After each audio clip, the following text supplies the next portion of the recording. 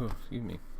Okay, this is my review for the book called The Science of Superman, The Official Guide to the Science of the Last Son of Krypton by Mark Wolverton and edited by Roger Stern.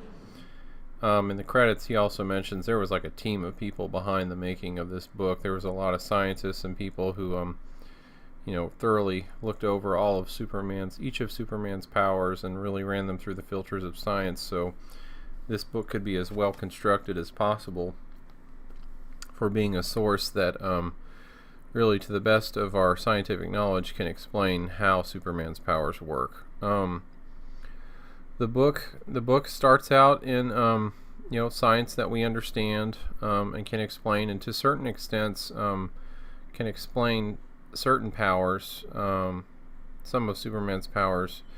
And some of the other ones, flight especially, I think, has to go into the realm of theoretical science in order to explain those. It's just a really well written book in my opinion. It's been a little while since I've read it. And he just talked. I do remember in the beginning of the book, he talked about how as kids they would sit around and argue about how Superman's powers worked, and then I think he just got the idea as an adult later in life, well, what if we really ran these powers through the filters of modern science, and how could we really truly explain them to the best of our ability? So in that respect, I think it's just if you're a Superman fan at all, I think you want to have a scientific understanding of his powers.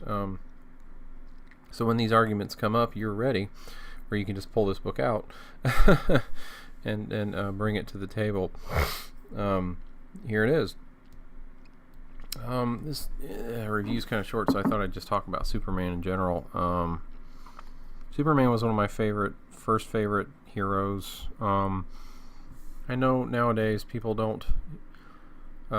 Sometimes the anti-hero is much more popular nowadays than Superman, who seems to be kind of a goody two-shoes and seems to melt under the pressure of a small green rock, which is unfortunate, of course, And I guess he can be compared to the old Greek hero Achilles. Achilles was also he was basically the Superman of his day. He was invincible. He couldn't be destroyed except for his heel was his one place where he was vulnerable. His mother or something had dipped him in a river of immortality, and that was the only part of him that she was holding on to that didn't go under the water when he was dipped into that immortal bath. So anyway, so Superman has that same sort of premise where the only thing that can stop him is a radioactive rock from his homeworld, of which there are very next to none to be found.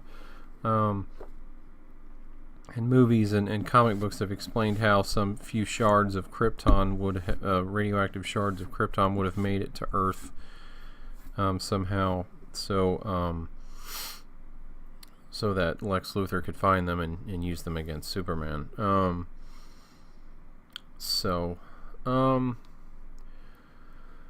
Yeah, I've always liked the character. He's a good guy. He's a good guy who wants to do good things. He has these incredible powers. He's very fortunate of all the people he could have landed with, he lands with Jonathan and Martha Kent, who are, hardworking farmer.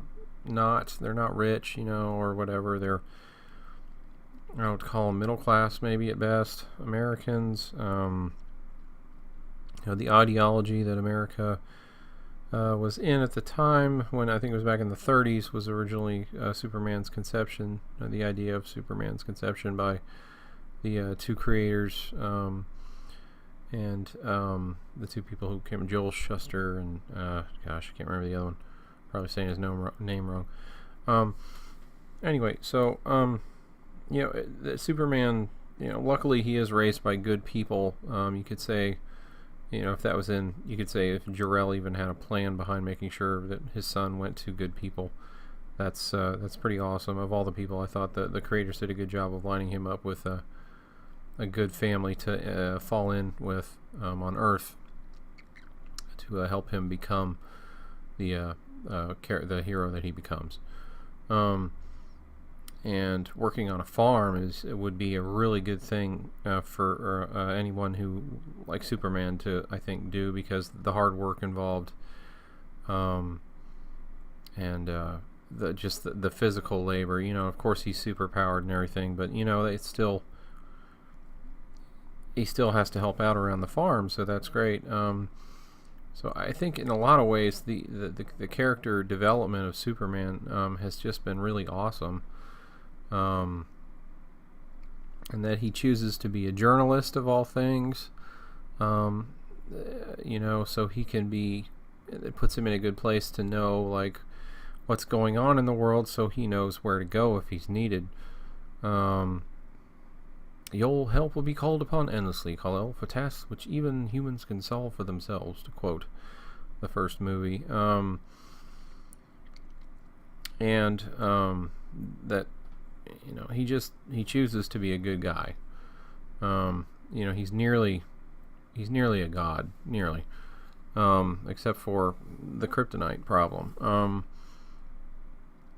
So, or at least the way that he's written, he's nearly, a god that, only kryptonite can slow down.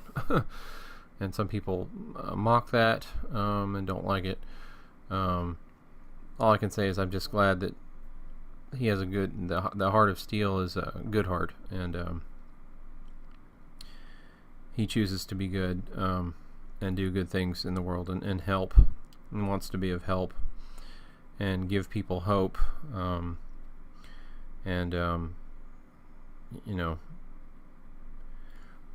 sort of be an example of what we can do with our own powers, our powers of whatever they are, to do good things in the world, and that if we all use our powers for good, how good the world will be.